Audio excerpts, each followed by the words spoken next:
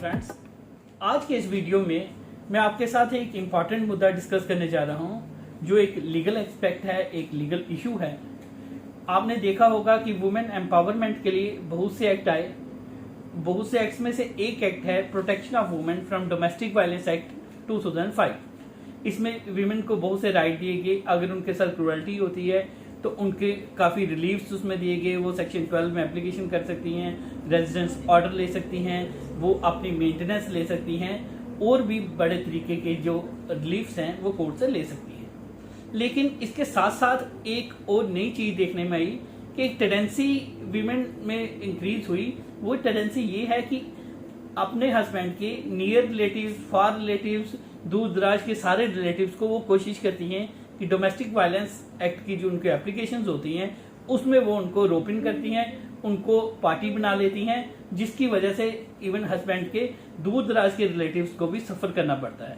तो इस विषय पे कानून की परिस्थिति क्या है, कानून इस बारे में क्या कहता है, यही आज मैं आपसे डिस्कस करूंगा। तो इससे सबसे पहले हमें ये जानना होगा कि ये जो कंप्लेंट है डोमेस्टिक वायलेंस एक्ट के अंदर जो एप्लीकेशन है वो कौन फाइल कर सकता है। तो जो इसमें एप्लीकेशन फाइल कर सकता है वो है एग्रीव्ड पर्सन। और एग्रीव्ड पर्सन की डेफिनेशन ये साथ में स्क्रीन पे भी आएगी और मैं आपको पढ़ के भी सुनाता हूँ। Aggrieved person means any women who is or has been in a domestic relationship with the respondent and who alleges to have been subjected to any act of domestic violence by the respondent। तो आपने देखा कि जो इस case में domestic violence act के तहत application file कर सकता है, शी मस्ट बी वुमेन और she must be in domestic relationship. उसका डोमेस्टिक रिलेशनशिप होना चाहिए किसके साथ? रिस्पोंडेंट के साथ। और उसको अलेज करना है that she has been subjected to violence, कि उसके साथ किसी प्रकार की डोमेस्टिक वायलेंस हुई है। तो इसके साथ साथ हम चलेंगे इसके बाद रेस्पोंडेंट की डेफिनेशन पे कि रेस्पोंडेंट कौन कौन हो सकता है। तो रेस्पोंडेंट की डेफिनेशन कहती है respondent means any adult male person who is or has been in domestic relationship with aggrieved person and against whom the aggrieved person has sought any relief under this act. ये definition आप screen पे भी देख सकते हैं। तो इस definition में एक इंपॉर्टेंट एस्पेक्ट बताने का है कि सेक्शन में वर्ड यूज्ड हैं अडल्ट मेल। तो ये सुप्रीम कोर्ट के पास ये मसला आया तो सुप्रीम कोर्ट ने Hiral P Harsora and others versus Kusum Narottam Das Harsora and others, citation है AIR 2016 सुप्रीम कोर्ट 4774। इस केस में सुप्रीम कोर्ट ने कहा, ये ऑब्जर्व किया पहले कि जो डोमेस्टिक वायलेंस है वो फीमेल भी कर सकती है और डोमेस्टिक वायलेंस एक 16-17 साल का माइनर भी कर सकता है। अगर इन लोगों को डोमेस्टिक वायलेंस एक्ट के प्रीव्यू से बाहर रखा गया तो जो मेजर लोग हैं वो माइनर से डोमेस्टिक वायलेंस करवा सकते हैं, जो मेल हैं वो अपने किसी फीमेल रिलेटिव को आगे करके जो है वायलेंस करवा सकते हैं। तो सुप्रीम कोर्ट ने ये दो words adult mail strike off कर दिए। तो इसका रिजल्ट, नेट रिजल्ट ये है कि आज की डेट में माइनर के खिलाफ भी और फीमेल के खिलाफ भी डोमेस्टिक वायलेंस की कंप्लेंट हो सकती है, एप्लीकेशन फाइल हो सकती है। अब देखना यह है क्या एक जो औरत है वो अपने किसी भी रिश्तेदार के खिलाफ डोमेस्टिक वायलेंस एक्ट के तहत एप्लीकेशन कर सकती है और रिलीफ मांग सकती है। तो इसके लिए बहुत इंपॉर्टेंट है, जैसे मैंने आपको एग्रीव्ड पर्सन की डेफिनेशन में बताया, उन दोनों के बीच में डोमेस्टिक रिलेशनशिप होनी चाहिए। अब ये डोमेस्टिक रिलेशनशिप क्या है और ये कैसे प्रूव होती है, इसके लिए हमें डोमेस्टिक रिलेशनशिप की डेफिनेशन को देखना होगा। ये डेफिनेशन आपके स्क्रीन पे भी आ रही है और मैं पढ़ के भी बता रहा हूं। Domestic relationship means A relationship between two person who live or at any point of time lived together in a shared household when they are related by consanguinity, marriage or through relationship in the nature of marriage, adoption or are family members living together as a joint family।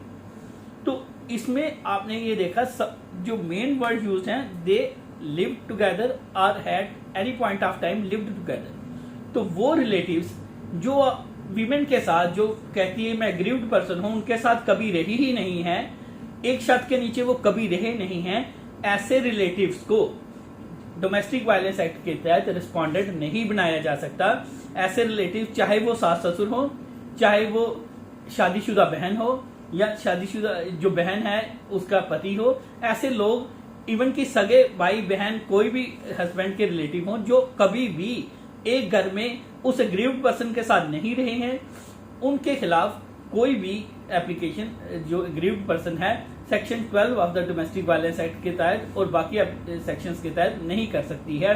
तो अगर किसी के खिलाफ ऐसी जो complaint होती है कि उसको पार्टी अरे किया जाता है, रिस्पॉन्डेंट बनाया जाता है, तो ऐसे लोगों के पास रेमेडीज अवेलेबल है जो मैं आगे डिस्कस करूंगा। तो इसमें मैं बताना चाहूंगा कि ये जो पोजीशन होल्ड की है ये दिल्ली हाई कोर्ट ने भी Vijay Verma versus state NCT of Delhi, citation है 2010-118 DRJ 520। तो इसमें दो important issues Delhi high court ने बताए। फर्स्टली दिल्ली हाई कोर्ट ने कहा कि जो फार रिलेटिव्स हैं जो एक छत के नीचे नहीं रहते उनके खिलाफ डोमेस्टिक वायलेंस की कंप्लेंट नहीं हो सकती। कोई भी एप्लीकेशन डोमेस्टिक वायलेंस एक्ट के तहत जो है एग्रीव्ड पर्सन नहीं फाइल कर सकता उन रिलेटिव्स के खिलाफ जो एक छत के नीचे कभी रहे नहीं। दूसरा बड़ा इंपॉर्टेंट मुद्दा जो इसमें डिस्कस किया गया, आपको मैंने बताया कि इसमें सेक्शन में लिखा गया है कि at any point of time lived together. तो जो हाई कोर्ट ने at any point of time को डिस्कस किया और उन्होंने कहा at any point of time doesn't mean कि at any point of time in the past, यानी कि अगर कोई बेटा पहले माँ बाप के साथ रहता है, शादी होती है, बहू उस घर में आती है, लेकिन बेटा परमानेंटली अगर अपना घर छोड़ के चला जाए तो हाई कोर्ट ऑफ दिल्ली इस जजमेंट में कहती है कि उनकी डोमेस्टिक रिलेशनशिप खत्म हो जाती है। उस केस में अगर परमानेंटली एक मेंबर घर छोड़ के चला गया है तो जो हाँ वो पहले रह चुका है उनके खिलाफ जो डोमेस्टिक वायलेंस एक्ट के तहत एप्लीकेशन फाइल नहीं कर सकता। दूसरा इंपॉर्टेंट जो इशू इसमें जो हाई कोर्ट ने बताया, उन्होंने बताया कि अगर कोई फार रिलेटिव है वो कोई डोमेस्टिक वायलेंस करता है, किसी भी तरीके की वायलेंस करता है, क्रुएल्टी करता है, वो डोमेस्टिक वायलेंस एक्ट के तहत नहीं आएगी, लेकिन अंडर इंडियन पेनल कोड वो पर्सन लाइबल होगा अगर उसने सेक्शंस में फॉल करती हुई क्रुएल्टीज की हैं, कोई ऐसे एक्ट किए हैं जो ऑफेंसेस हैं under IPC. He may be liable under IPC but he can not be made a party in application before magistrate under domestic violence act. तो उसके बाद इस पे दो और जजमेंट्स हैं जो की साइटेशंस आप साथ में ही देख रहे हैं। ये Raghav Agnihotri and others versus Neha Sharma, ये इसकी साइटेशन है 2018 सुप्रीम J&K 234। इसमें जो बेटा था उसकी शादी हुई और वो शादी से पहले अपने माँ बाप से अलग रह रहा था। ओकेजनली माँ बाप के घर में जाते थे लेकिन परमानेंटली माँ बाप और बेटा साथ में नहीं रहते थे। बहू ने माँ बाप को भी पार्टी बनाया, रिस्पॉन्डेंट बनाया, और देवर को भी रिस्पॉन्डेंट बनाया, वो देवर भी साथ में नहीं रहता था। ये ऑब्जर्वेशन देने के बाद कि एप्लीकेशन में कोई एलिगेशंस ऐसी नहीं थी जो शो करती हैं कि ये कभी एक शेयर हाउस होल्ड में रहे थे। हाई कोर्ट ऑफ J&K ने जो देवर और सास ससुर के खिलाफ जो डोमेस्टिक वायलेंस की एप्लीकेशन थी उसको क्वैश कर दिया। सिमिलरली केस है Nandan Singh Mannal versus state and others, citation है 2011 टू RCR क्रिमिनल 271। इस केस में भी जो एग्रीव्ड पर्सन थी, जो लेडी थी, उसने अपने नंदोई के खिलाफ जो था अपने हस्बैंड के जीजा के खिलाफ एक केस किया था। उसमें फिर से कोर्ट ने ऑब्जर्व किया ये दोनों जो थे एग्रीव्ड पर्सन और जिसको रिस्पॉन्डेंट बनाया गया है ये कभी भी एक छत के नीचे रहे ही नहीं। जब ने आपने कभी एक घर शेयर किया ही नहीं, जिन लोगों ने कभी एक घर शेयर किया ही नहीं, ऐसे व्यक्ति के खिलाफ डोमेस्टिक वायलेंस एक्ट के तहत कोई भी एप्लीकेशन नहीं लगाई जा सकती, कोई भी रिलीफ सीक नहीं किया जा सकता। इसके साथ साथ ही ये जो ड्यूटी है मजिस्ट्रेट की, ये इस जजमेंट में डिस्कस की गई है। साइटेशन और टाइटल आप देख रहे हैं जजमेंट का स्क्रीन पे। यह है Dupinder Singh Mehra and another versus state and city of Delhi and another 2011 1 crimes SC 520।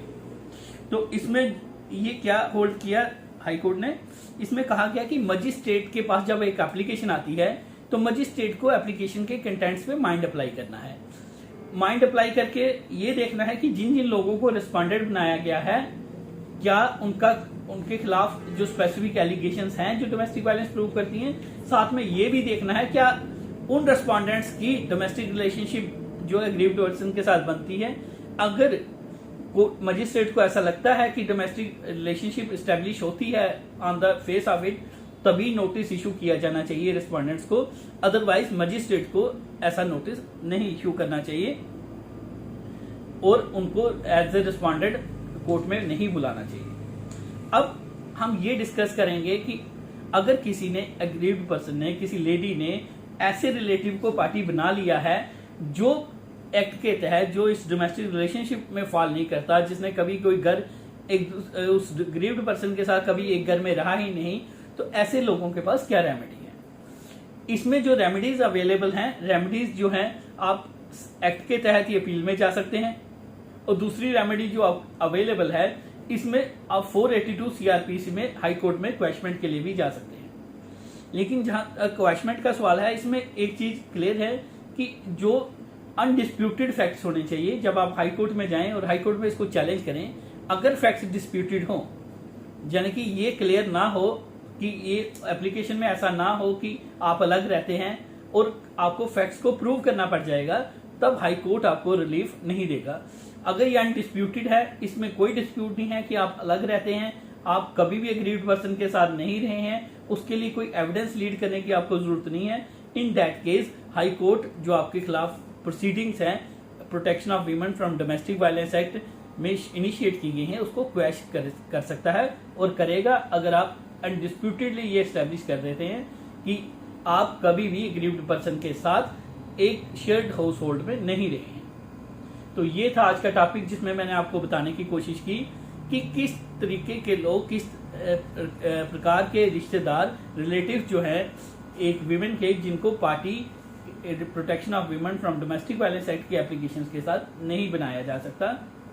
आशा करता हूं कि आपको अच्छी तरह से समझ आई होगी, और आपके जो क्वेरीज हैं, आपके जो प्रश्न हैं, वो आप कमेंट बॉक्स में लिख सकते हैं। मैं कोशिश करूंगा उनके जवाब देने की। तो अगली बार मिलेंगे नेक्स्ट वीडियो के साथ।